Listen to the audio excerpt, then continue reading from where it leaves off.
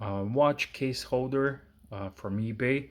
This one's good. I use this a lot. This one is crap. If you see something like this on eBay, do not get it. It fell apart. I didn't even put a watch in it. Hey guys, welcome back. I'm edcgunner, and it's been pointed out to me that I talk way too much into these videos. So I'm gonna just cut to the chase.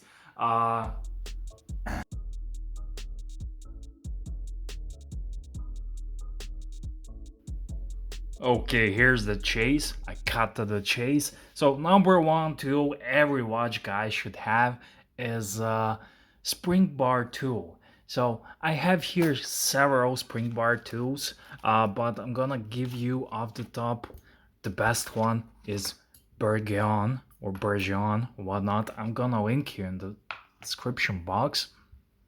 But there are several cheapos. I do not have Bergeon, just because I have a bunch of these and I never really saw the need to it, but I will definitely get it in the future, sometimes in the future. This is a cheapo generic one, and these cheap are exactly how much money you gave to it. That's how they're gonna last to you. So I definitely recommend in any of these tools. As you can see, I have really affordable watch tools because I like to buy watches more than watch tools, and I have a great watchmaker. So he's like 10 minutes away from me, and I always see him for stuff to do. But yeah, Bergeon Springbar tool is gonna be worthwhile to you, but you at least should have some of these, which are $5. So definitely you're gonna need it because you want to change straps, and that brings me to the next place.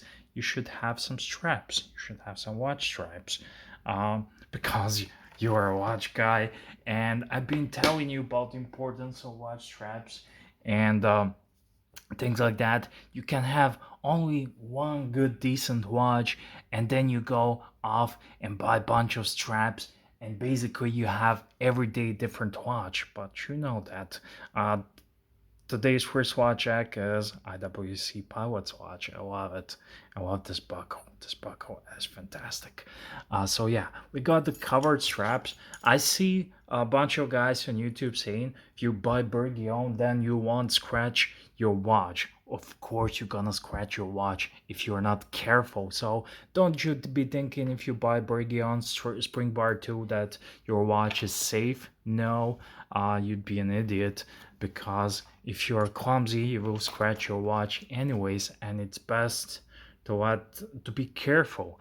And I even heard about a trick that some guys use dental floss to do it. So I haven't tried it, but it's a good idea. So we got number one Springbar tools, number two straps, and number three I'm gonna go with the watch storage. At home, ideally you have a watch box, but when you're traveling, this is handmade a watch roll that the local guy who does wonders with leather stuff made it to me. So you have here 10 watches watch roll. No, 1, 2, 3, 4, 5, 12 watches watch rolls. And I went in there at his store. I picked the leathers.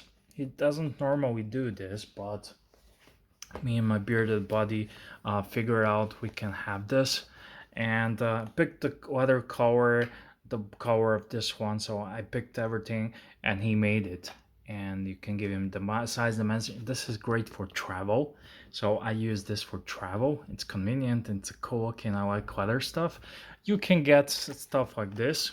This is a Vario watch pod box. All sorts of watch boxes for travel. Are you interested in to see a review of this watch? This is Maurice Lacroix. So when traveling, this is very nice. This is from Vario. Speaking of Springbar tools and straps and case, when I first started with watches, you need some spring bars. So yeah, this is like a $5 from eBay. These are not good quality, but they are not bad quality. You will find these kind of spring bars in most of the watches. So you can buy fat spring bars from Seiko, all sorts of quality, but you definitely need these, and this is good because you get all the dimensions and sizes. My wife has some watches, so when I change the batteries, replace the straps, as a rule of thumb, the one of the spring bars goes flying across the room. You will never find it. And you go to the watchmaker. First of all, I don't want to go to see the watchmaker just to purchase a spring bar, and I don't want to pay $2 for a spring bar when this is $5 and you get tons of spring bars. You can get this on eBay. I thought when I got this one it will be much bigger, but it's a smaller. You get a ton of spring bars. You want to see how big your watch is. You need a good quality caliper.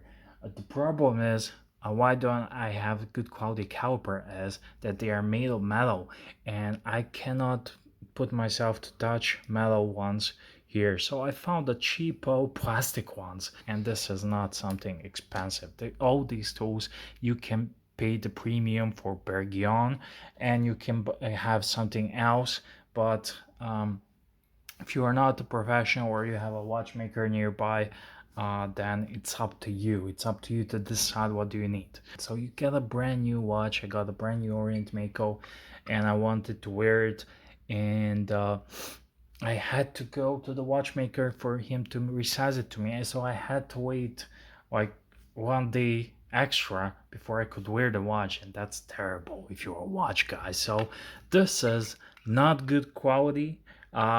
The problem with these is this here insert will bend. It will bend, but a good thing they are replaceable. You just screw them in. I resized a lot of bracelets, watch bands with this, and it works. If you're a professional doing this for a living or every day in a watch store, then this is crappy tool. You should get something from Bergion, the premium maker. I don't know anyone makes anything better, but for regular guy, to resize, I resized maybe 10, or I don't know, it's a stretch, but 20, but 10 bracelets a year, and it works perfectly. And I have some replacements, so I don't want to break the bank. If the price comes up for a good Bergion tool, I will find it and get it, but you should definitely have it. Whether it's a cheapo or a fancy one, it's up to you again, but definitely you should have this one. Resizing tool. There's this thing with the pins and hammers and whatnot, and if you have hose case, Rolex or something else, you need this pin pushers, and or you can use something like this. You can see this is a little bit bent because I bent it. I use this stuff, but there are different sizes, and this comes in handy to push in a spring bar on the clasp here on the hole. You have here clasp, so definitely you should use some pin pushers. You could use some pin pushers. If you do not have some, you can always use a toothpick, even though the tip breaks. See, I even have here one with these pushers, and you can use a good old paper clip, but definitely that's something you should have. Another thing you should have, I have bunch of these. This one is I use for travel when I go to on a road trip to purchase some watches. I need this. I use this one, this specific one. I have other screwdrivers, but you need a fine precision screwdriver. Again, this is Chinese crap, but it serves a purpose. I opened one watch or two. I opened Cartier, and you must have it. Again, you should get something that suits your budget. And but definitely I'll give you a quick story. I used to own a Tissot, and there was a speck of dust under the dial. It was quartz Tissot, and I wanted to open the watch and blow that dust away. However, the movement was held by these tiny screws, and I had those screwdrivers that you for eyeglasses, sunglasses, or whatnot. You can get on eBay, but this is definitely for watchmaking. If you're a professional watchmaker, this is ridiculous. But once in a while, you need to open tiny little screw. This is good for you. Again, nothing expensive. I will put you links in the description box, Amazon links. I also have this full stuff here of watch tools. I reviewed this one, but I can link you to that too. So definitely you need some screwdrivers.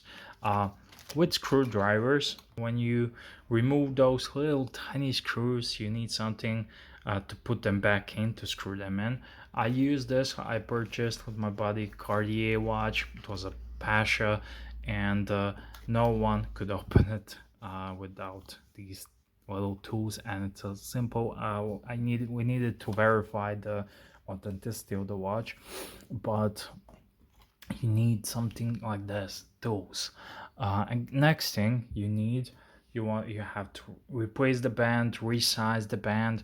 Now I should have brought a bunch of batteries because I do have a bunch of batteries. I don't know where they are not nearby me now, but I do have a bunch of batteries just for the quartz watches. Because when you get into watches, all the people around you will know you are a watch guy. And I change batteries on my wife's watches because she likes quartz. She don't want to wind it up, and yeah. So you want to open the watch. You need watch opening tool. This tool is for watch opening. This is my veteran. It fought so many battles with me. It's favorite. $5 on eBay, Amazon, wherever you go. It served me well. However, do have other tools. This tool is also very handy. Let me just quickly. I haven't really prepared for this stuff. This tool.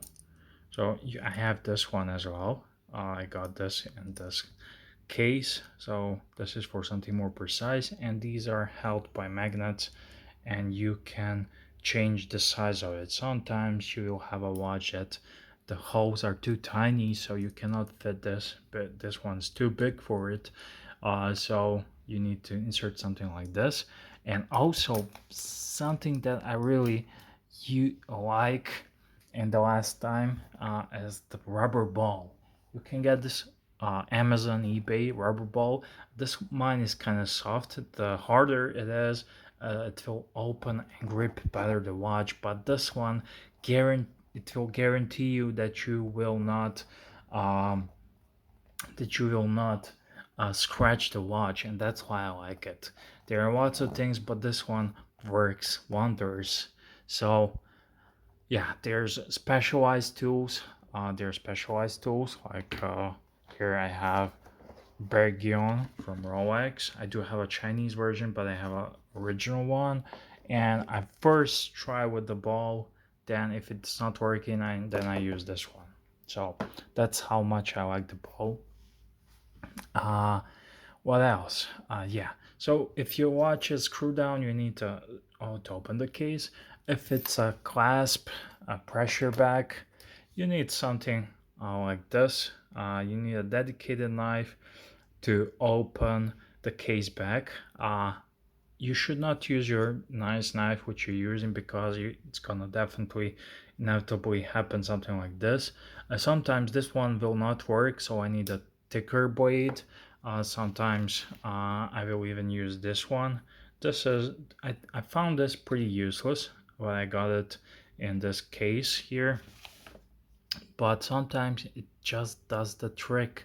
Nothing else will do, and this one does the trick. So definitely there are some dedicated Victorinox tools you should find, or a dull kitchen knife, whatever, something dedicated you need to have.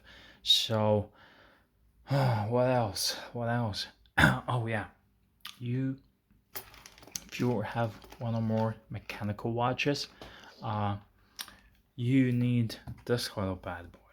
This is Demagnetizer. It can save your life.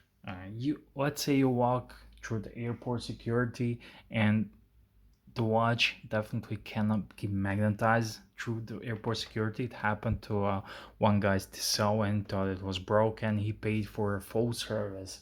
It was a brand new watch, but the watchmaker charged him for a full service just to check it. And simple, easy. I will link in the description box how to use this one, and it works. Like it takes a minute to demagnetize a watch, and usually when your watch suddenly starts running way too fast, like 10 minutes an hour or something like that, you use a demagnetizer, and it can save you a whole lot of time, effort, and trouble and money. So demagnetizer, I don't know off the top of my head how much this costs, but I will link in the description box so you can check it out. What else? Uh, what else? What else? Some literature. So I have here. There are lots of watch books, great watch books, but at least when you walk into the boutique or somewhere, grab a catalog. And I have this one here. It's an IWC, and you can find your watch. You can learn a lot about the watches, some information, specification, and the other thing is it's a good reference point, and it's a collectible. I like having these watch catalogs. I used to got them from boutiques, but nowadays they don't seem want to send it to me anyways. So another thing that you need to have, especially when buying watches, is watch magnifier or a jeweler swoop. I had the magnifier, the black thing that you put in your hand, like the proper watchmaker does, but for some reason I could not find it for the purpose of this review. So I have this one. This is something I use. I keep on my EDC every day.